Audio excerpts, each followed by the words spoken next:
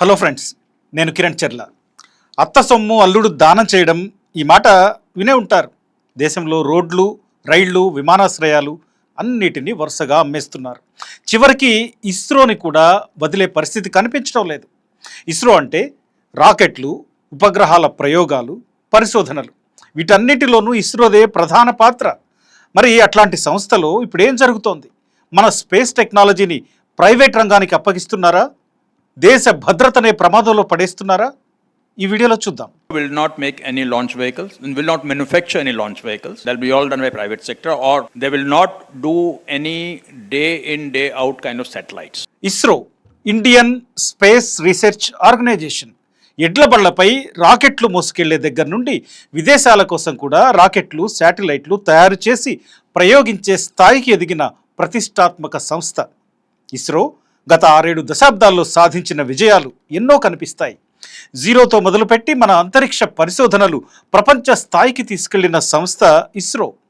మరి ఈ సంస్థ ఎలా మారుతోందంటే, ఇక నుండి ఒక తయారీ సంస్థగా కాకుండా కేవలం పరిశోధన, అభివృద్ధి అంటే R&D సంస్థగా పనిచేస్తుందట. R&Dకే పరిమితం అవుతుందట. ఇది ఇన్స్పేస్ చైర్మన్ పవన్ గోయంకా చెప్తున్న మాట. ఇన్స్పేస్ ఏంటంటే ఇస్రోకు ప్రైవేట్ సంస్థలకు మధ్య ఒక బ్రిడ్జి లాగా 2020లో మోడీ ప్రభుత్వం ఏర్పాటు చేసిన ఒక గేట్వే. అంటే ఇస్రోకు తెలిసింది సాంకేతిక భాష, రాకెట్లు తయారు చేయడం తెలుసు, అంతరిక్ష ప్రయోగాలు తెలుసు. కానీ దాన్ని బయటి ప్రపంచంలో మార్కెట్ చేయడానికి ఏర్పాటు చేసిన ఏజెన్సీ ఈ ఇన్స్పేస్. ఈ సంస్థ చైర్మన్ చెప్తున్న ప్రకారం ఇస్రో ఇక తయారీ నుండి పక్కకు జరుగుతుంది. కేవలం రీసెర్చ్ అండ్ డెవలప్మెంట్ మాత్రమే చేస్తుందట. ఎందుకంటే దీనికి ఆయన చెప్పే కారణం ఏంటంటే, ఇస్రో మల్టిపుల్ రెస్పాన్సిబిలిటీస్ నిర్వర్తించడం కారణంగా చేయాల్సినంత చేయలేకపోతుందట. నాసా స్థాయిలో ఎదగలేకపోతుందట. నాసా కూడా రాకెట్లు తయారు చేయదు. బోయింగ్, స్పేస్ ఎక్స్ లాంటివి ఆ కంపెనీలు తయారు చేసిన రాకెట్లనే ఎగరేస్తుంది. ఇప్పుడు ఇస్రో కూడా అదే దారిలో నడుస్తుంది అంటున్నాడు ఈయన. మరి రష్యా, చైనా ఈ 2 దేశాల అంతరిక్ష పరిశోధనా సంస్థలు ప్రైవేట్ సంస్థల్ని గేటు కూడా దాటి రానివ్వవు. మరి ఆ విషయాన్ని మర్చిపోతే ఎట్లా? ఇస్రో గత 6 దశాబ్దాలుగా ఎన్నో విజయాలు సాధించింది. 1975లో భారతదేశపు తొలి ఉపగ్రహం ఆర్యభట్టను ప్రయోగించింది. ఎన్నో స్వదేశీ రాకెట్లను తయారు చేసింది. SLV, PSLV, GSLV, LVM-3 లాంటి రాకెట్లను అభివృద్ధి చేసింది. ఎన్నో ఉపగ్రహాలను అంతరిక్షంలోకి సక్సెస్ఫుల్గా పంపింది. చంద్రయాన్, మంగళయాన్, ఆదిత్య L1 ఇట్లాంటి కీలక పరిశోధనలు చేస్తోంది. వాతావరణ అంచనాలకు సహాయం చేస్తోంది. విపత్తుల గురించి జనాన్ని అలర్ట్ చేస్తోంది. ఇట్లా ఇస్రో మన దేశ అభివృద్ధికి ఎంతో ఉపయోగపడుతోంది. కానీ ఈ సంస్థ ఇప్పుడు తన బాధ్యతల్ని కుదించుకొని జస్ట్ ఒక R&D సంస్థగా మిగలబోతోంది. మరి ఇది సరైన మార్పేనా? సరైన పరిణామమేనా? Vikram Sarabhai space centre Thiruvananthapuram, liquid propulsion system centre Kerala, Tamil Nadu, inertial systems unit Thiruvananthapuram, SHAR, Sriharikota ఇవన్నీ ఇస్రోలో కీలక ప్రాంతాలు, కీలక సంస్థలు. రాకెట్లకు సంబంధించిన పరిశోధనలు, తయారీ, ప్రయోగాలు అంటే ఎండ్ టు ఎండ్ ఆపరేషన్లు ఈ సంస్థల్లో జరుగుతాయి. ఇవన్నీ ఇస్రోలో భాగం.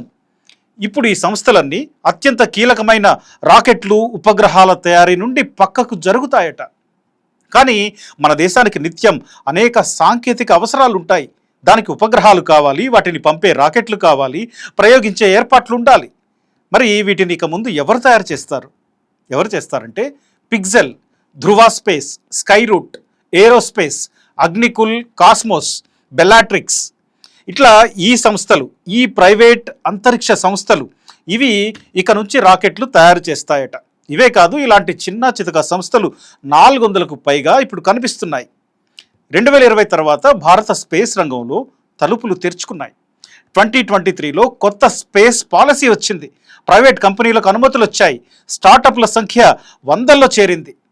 మరి వీటికి రాకెట్లు తయారు చేసే శక్తి, ఉపగ్రహాలను తయారు చేసేంత సాంకేతికత ఉన్నాయా? ఏ మాత్రం లేదు. ఇవి జస్ట్ స్టార్టప్లు మాత్రమే. అంటే ఔత్సాహిక కంపెనీలు కాస్తో కూస్తో పెట్టుబడి పెట్టగలవు. మరి అట్లాంటి కంపెనీలు ఏం చేస్తాయి? అంతరిక్ష పరిశోధనల్లో ఇవి చేయగలిగేది ఏంటి అంటే ఇస్రో వీటికి అవసరమైన సాంకేతికతను ఈ కంపెనీలకు ఇస్తుందట. మరి వీళ్ళకి సైంటిస్టులు కావాలి కదా, వాళ్ళు ఎక్కడి నుంచి వస్తారు? అంటే కొద్ది నెలలుగా ఎడాపెడా రాజీనామాలు చేస్తున్న వాళ్ళంతా వరుసగా ఈ స్టార్టప్ కంపెనీల్లో చేరుతున్నారట. ఇస్రోను కీలక బాధ్యతల నుండి పక్కకు జరిపి ఇస్రో సాంకేతికతని ప్రైవేట్ కంపెనీలకు బదలాయించి ఆఖరికి ఉద్యోగుల్ని కూడా ఇవే కంపెనీలకు వెళ్ళే పరిస్థితిని కల్పించి చివరికి ఇస్రోని రాకెట్లు శాటిలైట్లు ఏవి తయారు చేయలేని పరిస్థితిలోకి నెడుతున్నారు. జస్ట్ రీసెర్చ్ అండ్ డెవలప్మెంట్కు మాత్రమే పరిమితం చేస్తున్నారు. మరి దీన్ని ఏమని పిలవాలి? ఇస్రోని అమ్మేయటమా, బలహీనపరచడమా, ఏం చేస్తున్నారు అనుకోవాలి? ఇస్రోకు రాకెట్ తయారీ టెక్నాలజీ ఉంది, చేతిలో సైంటిస్టులు ఉన్నారు, ఇన్ఫ్రాస్ట్రక్చర్ ఉంది, రాకెట్ తయారీ కేంద్రాలు ఉన్నాయి. దానికి అవసరమైన అన్ని ఏర్పాట్లు దశాబ్దాలుగా ప్రజల డబ్బుతో చేసుకున్నాం. ఇప్పుడు రాకెట్ ఉపగ్రహాల తయారీ నుంచి లాంచ్ వరకు ప్రైవేట్ కంపెనీలను అనుమతించి ప్రభుత్వ రంగంలోని ప్రతిష్టాత్మక కంపెనీ తప్పుకుంటుందట. మరి ఇదంతా ఎవరి కోసం చేస్తున్న మార్పు? ఇది కేవలం గగన్యాన్, చంద్రయాన్, మంగళయాన్ ఇట్లాంటి అతి కొద్ది పరిశోధనలకు మాత్రమే ఇస్రో పరిమితం అవుతుందట. ఇది మన దేశ అవసరాలను తీరుస్తుందా? మెల్లగా స్టార్టప్ కంపెనీలకు అప్పగించి ఎయిర్పోర్ట్లను కబ్జా చేసినట్టు ఈ సంస్థల్లో కూడా అదాని వచ్చేస్తాడా? జరుగుతున్నది చూస్తే అలాగే అనిపిస్తుంది. ఇప్పటికే small satellite launch vehicle SSLV దీని సాంకేతికత, ఉత్పత్తి హక్కు హిందుస్థాన్ ఏరోనాటిక్స్ లిమిటెడ్కు బదిలీ చేశారు. ఇంతవరకు ఓకే, ఇది PSU. కానీ PSLV ఇస్రో బాహుబలి రాకెట్గా పిలిచే LVM-3 ఈ రాకెట్ సాంకేతిక పరిజ్ఞానాన్ని ప్రైవేట్ రంగానికి ఇచ్చేస్తారట. ప్రైవేట్ కంపెనీలే ఈ రాకెట్లను ఇక ముందు తయారు చేస్తాయట. ఇక్కడ విషయం గమనించాలి. ఇస్రో ఇతర దేశాల సంస్థలతో పోల్చితే ఎన్నో రెట్లు తక్కువ ఖర్చుతో రాకెట్ ప్రయోగాలు సక్సెస్ఫుల్గా చేసింది. దీనికి కారణం ఏంటంటే ఇది ప్రభుత్వ రంగంలో ఉండడమే, ప్రజల సొమ్ముతో ఏర్పాటు చేసుకున్న వ్యవస్థ కావడం వల్లనే. అలాంటి వ్యవస్థ నుండి సాంకేతికతను బదిలీ చేసి ఇప్పుడు తయారీ నుండి తప్పుకోవడం అంటే అది దేశానికి మేలు చేస్తుందా? రేపటి రోజున రాకెట్ రేట్లు, శాటిలైట్ల తయారీ ఖర్చు, ప్రయోగాల ఖర్చు ఇవన్నీ ప్రభుత్వం నిర్ణయిస్తుందా లేక ప్రైవేట్ కంపెనీలా? భారత అంతరిక్ష పరిశోధనలు, ప్రయోగాలు ఇవన్నీ ఎవరికి కాసులు కుమ్మరిస్తాయి? ఎవరికి అంటే పెట్టుబడి ప్రజలది, కష్టం ప్రజలది. దాని ద్వారా ఏర్పాటు చేసిన సంస్థ ఫలాలను అంటే తమకు అనుకూల కంపెనీలకు దోచిపెడతారన్నమాట. మరి ఇది ఎక్కడి న్యాయం? ఇది ఎట్లా న్యాయం అవుతుంది? ఏ రంగంలో అయినా ప్రైవేట్ పెట్టుబడులు రావడం తప్పు కాకపోవచ్చు, కానీ దేశ భద్రత, అత్యంత కీలకమైన సాంకేతిక రంగంలో, అంతరిక్ష ప్రయోగాల్లో ప్రభుత్వానిదే ఖచ్చితంగా పైచేయిగా ఉండాలి తప్ప తనకు తానుగా ప్రైవేట్ సంస్థలకు చోటిస్తోంది కేంద్రం.